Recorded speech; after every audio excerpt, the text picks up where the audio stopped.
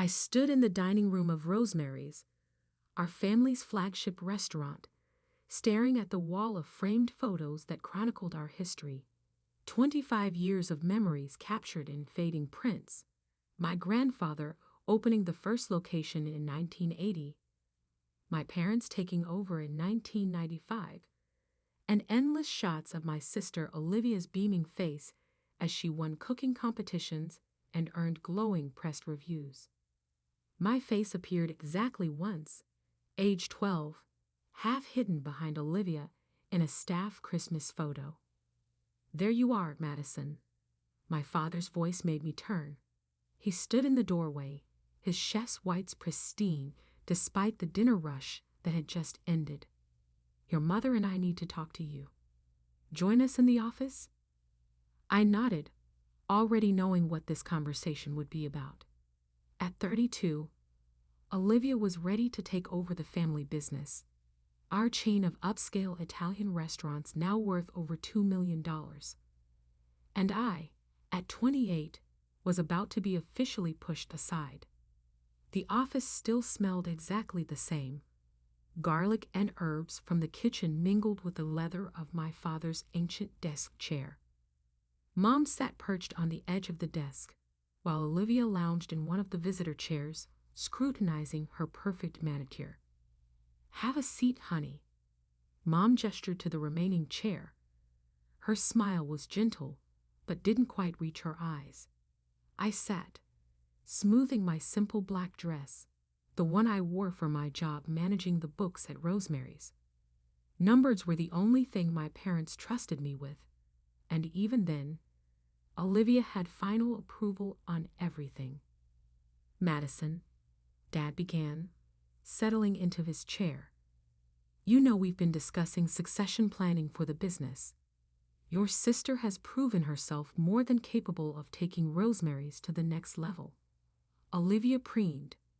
Of course she had. They'd handed her every opportunity while relegating me to background roles. "We've decided it's time," Mom continued.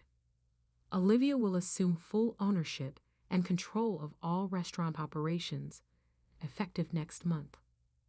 I waited for the rest. Surely there would be some role for me, some acknowledgement of my years of quiet contribution. The silence stretched. "And me?" I finally asked. Dad shifted uncomfortably. "Well, sweetheart, we think it's best if you explore other opportunities. Your sister has a very specific vision for the future of Rosemary's." "What your father means," Olivia cut in, her voice dripping with fake sympathy, "is that we'll be bringing in professional financial staff. Let's be honest, Madison, you're not really cut out for the restaurant business. You've never had the passion for it like I do." I gripped the arms of my chair, memories flooding back. 12-year-old me, begging to help in the kitchen only to be told I'd get in the way. 16-year-old me, suggesting menu improvements that were dismissed without consideration. 20-year-old me, graduating top of my class in business school while Olivia got all the praise for winning a local cooking contest. "We'll give you an excellent severance package," Mom added quickly. 3 months' salary. That should give you time to find something more suitable." "I see." I stood up slowly, my mind already racing ahead. "And I assume you'll want me out by the end of the week." "That would be best," Olivia smiled. "The new financial team starts Monday." I nodded curtly and walked out, ignoring my mother's call of "Madison, wait." Behind me, I heard Olivia's dismissive laugh. "Oh, let her go, Mom. She'll get over it." But I wouldn't get over it. Not this time. That night, I sat in my small apartment, surrounded by spreadsheets and business plans I'd been quietly working on for years. Every time they dismissed my ideas, I'd refined them. Every time they'd pushed me aside, I'd strengthened my resolve. They thought I lacked passion. They had no idea. I pulled up the lease agreement on my laptop, The one I'd signed last week for the vacant storefront directly next door to Rosemary's. The landlord had been surprised when I offered above market rate, but location was everything. Opening my meticulously organized files, I reviewed my concept again. While Rosemary's catered to the dinner crowd with white tablecloths and $40 pasta dishes, I saw an untapped market. Young professionals wanting quality coffee, fresh pastries, and quick but sophisticated lunch options. A modern cafe with Italian influences, but none of the stuffiness. I'd spent years studying customer patterns, noting complaints, and identifying gaps in the local restaurant scene. While Olivia focused on impressing food critics, I'd watched what actually brought in steady profits. My phone buzzed. A text from my best friend Sophia. Just heard what happened. You okay? I smiled grimly and replied, better than okay. Remember that business plan I showed you? It's time.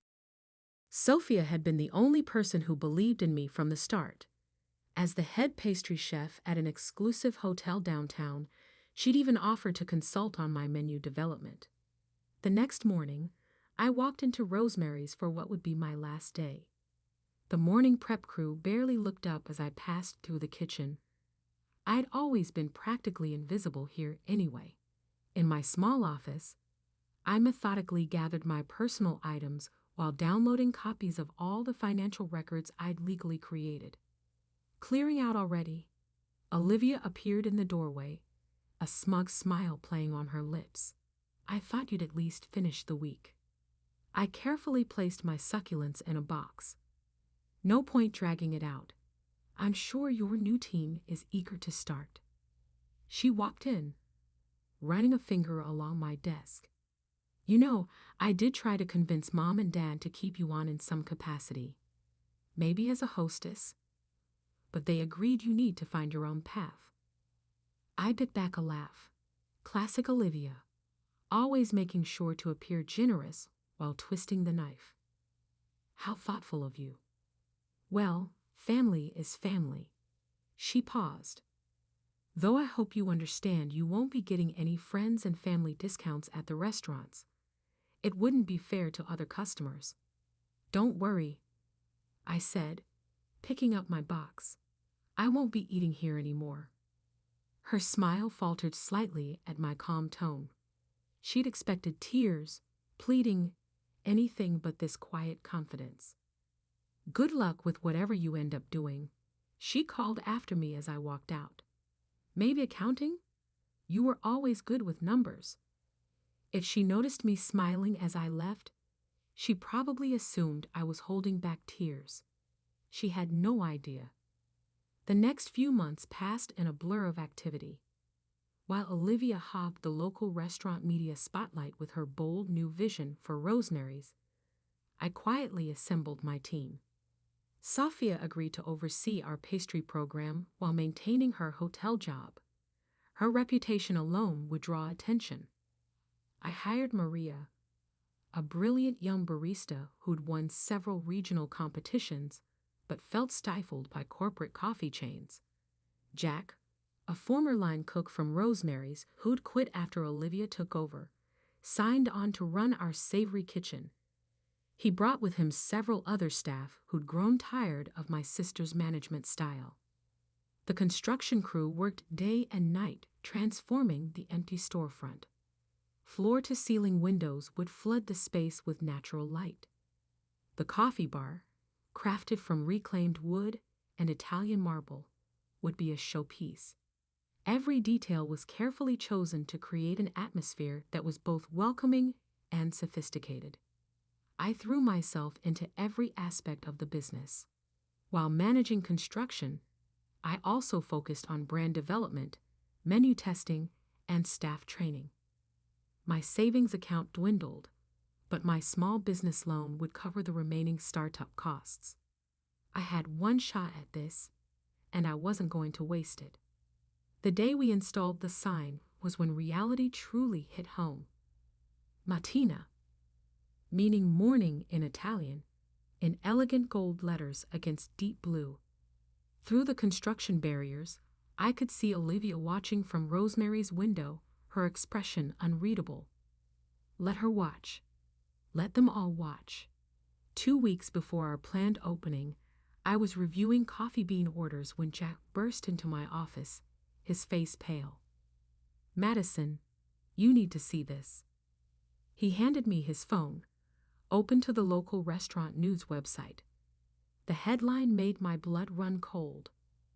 Rosemary's ANNOUNCE NEUCAFA CEPT Bureau and beloved Italian flavors to breakfast and lunchy. My hands shook as I read the article. Olivia was launching a cafe menu at all Rosemary's locations.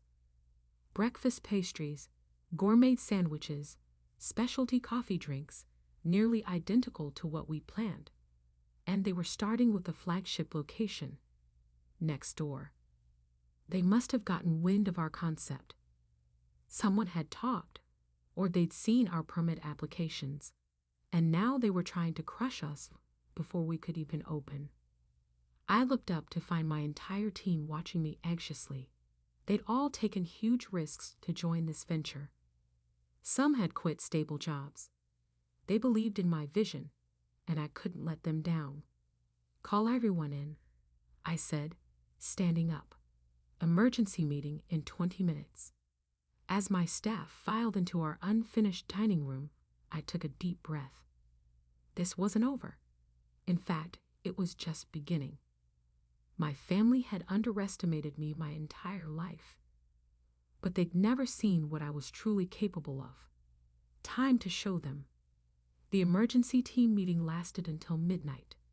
Empty coffee cups and discarded ideas littered our makeshift conference table, a piece of plywood balanced on sawhorses. But by the time we finished, we had a plan. They think they can beat us at our own game. I stood at the head of the table, surveying my tired but determined staff. Let them try. We're not just opening a cafe. We're creating something entirely new. Over the next week, we completely revamped our concept. While Rosemary's would offer watered-down versions of standard cafe fare, we would innovate.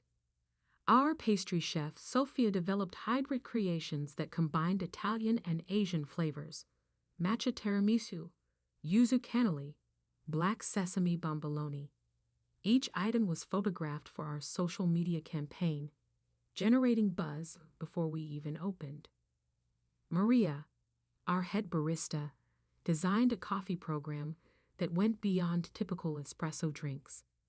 She sourced rare beans from small Italian farms and created signature drinks that told a story. The Vesuvius, a volcanic-looking layered espresso drink with chocolate ash, became our Instagram star. But our biggest innovation came from an unexpected source. Jack, our kitchen manager, had been experimenting with rapid cooking techniques that could deliver restaurant-quality meals in cafe timing. "Look at this," he demonstrated, pulling a perfectly cooked pasta dish from a specialized heating unit. 3 minutes from order to plate, and the quality matches any full-service restaurant. We installed a line of these units, allowing us to offer hot, fresh meals in record time. Perfect for business lunches when people couldn't spend an hour at Rosemary's. The morning of our opening, I arrived at 4 a.m. to find a line already forming. Our social media campaign had worked better than expected. The first 100 customers would receive limited edition Matina coffee tumblers, and people wanted them. Through our windows, I could see lights on at Rosemary's. Olivia was there, watching. They'd rushed to launch their cafe menu 2 days earlier, but the reviews had been lukewarm.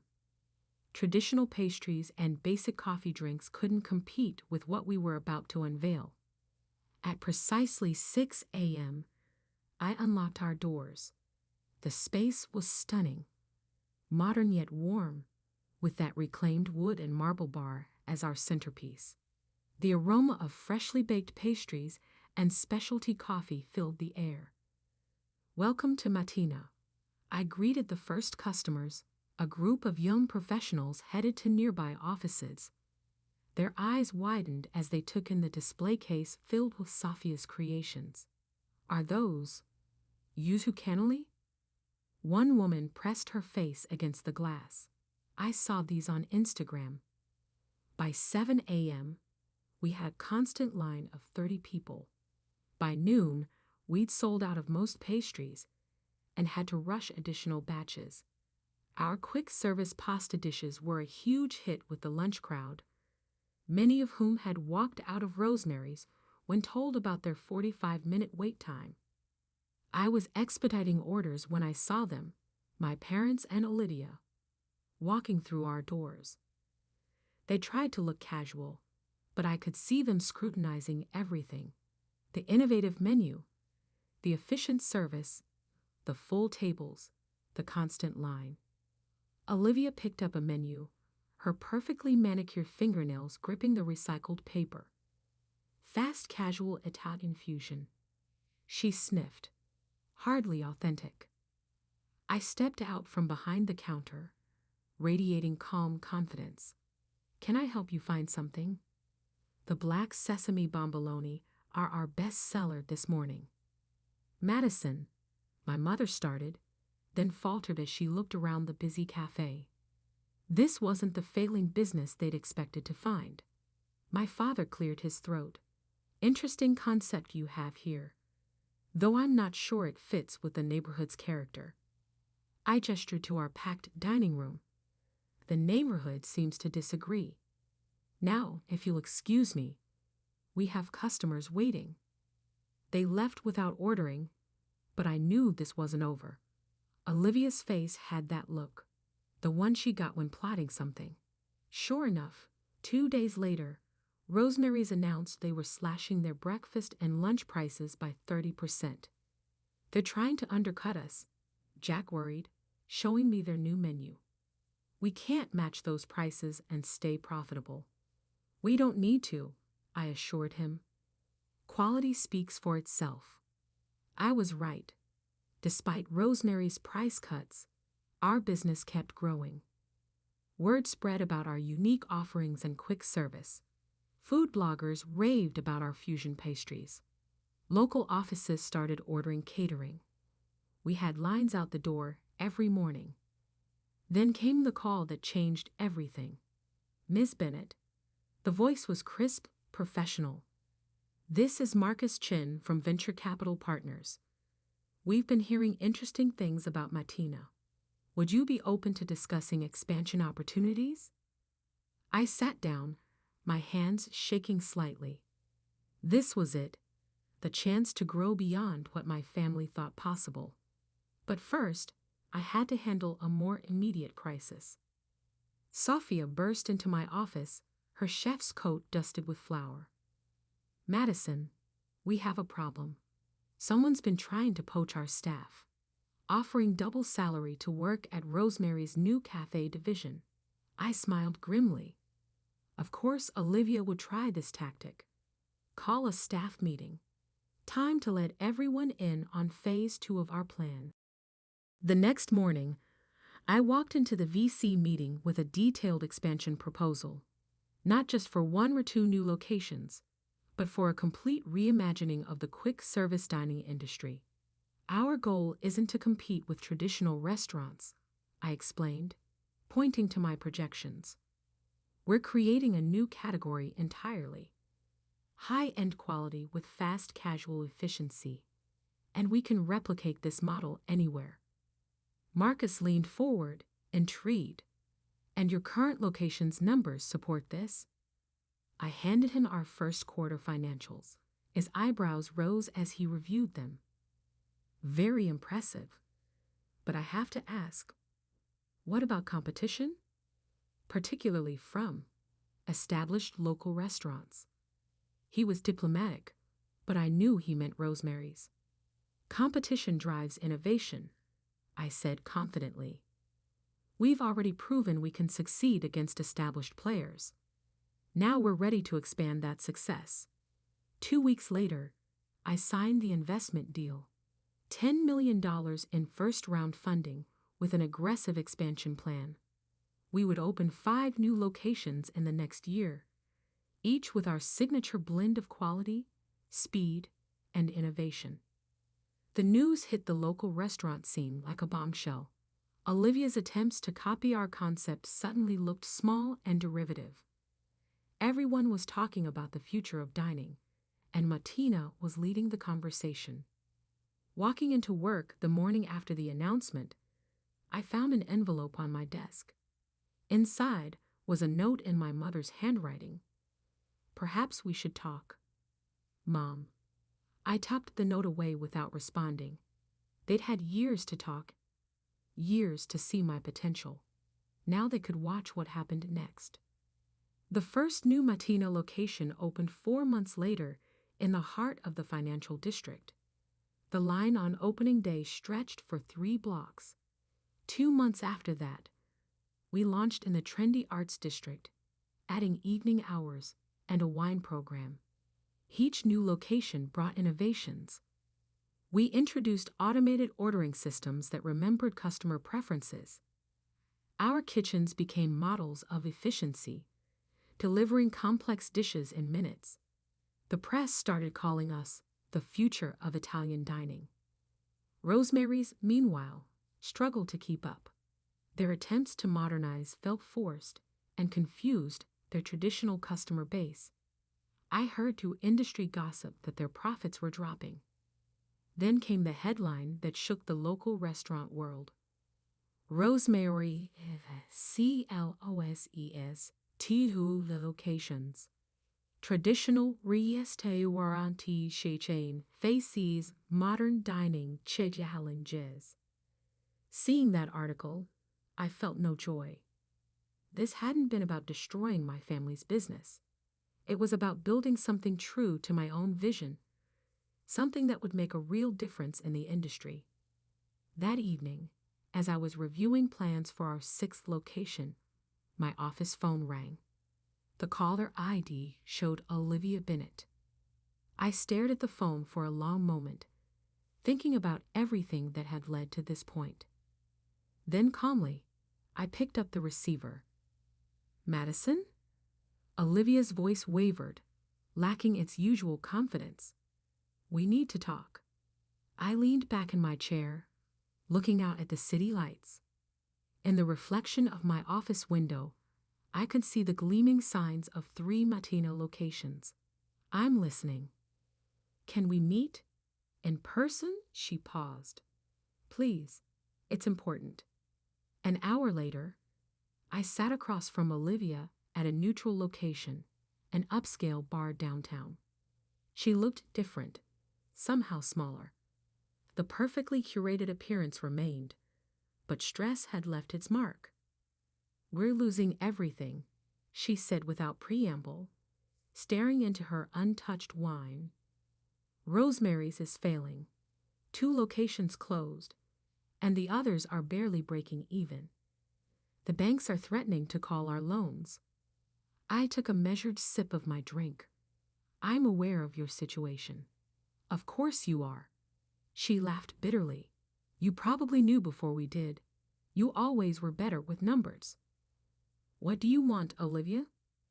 She straightened, composing herself. "We want to propose a merger. Rosemary's and Matina.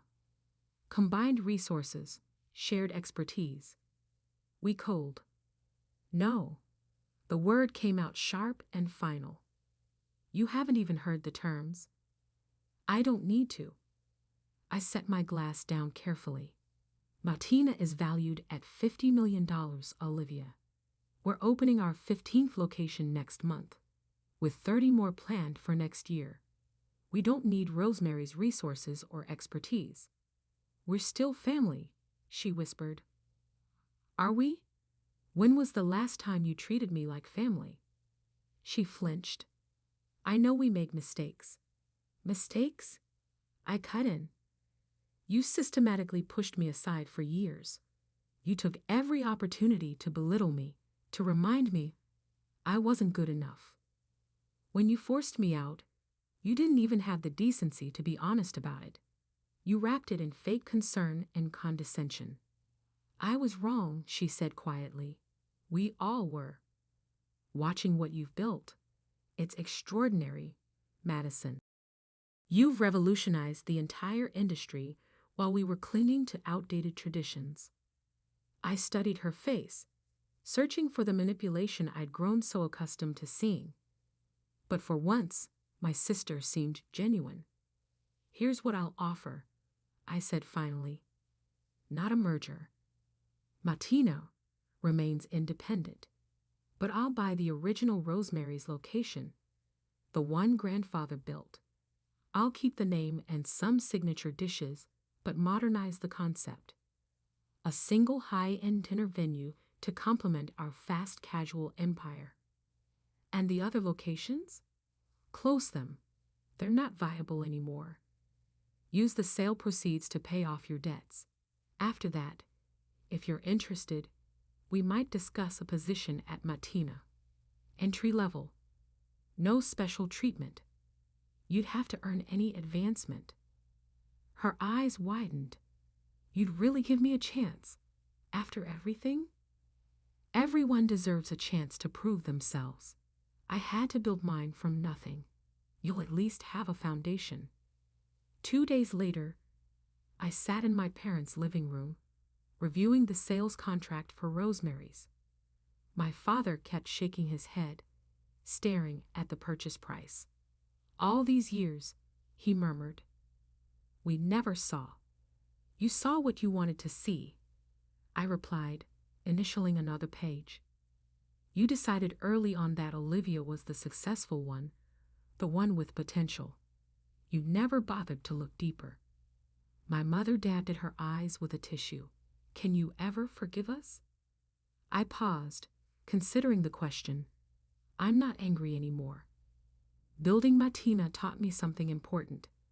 Success isn't about proving others wrong. It's about proving yourself right. The acquisition of Rosemary's flagship location made headlines in the restaurant industry. But the bigger story came 3 months later, when Matina announced our nationwide expansion plan. 100 locations across the country, plus our first international ventures in London and Tokyo.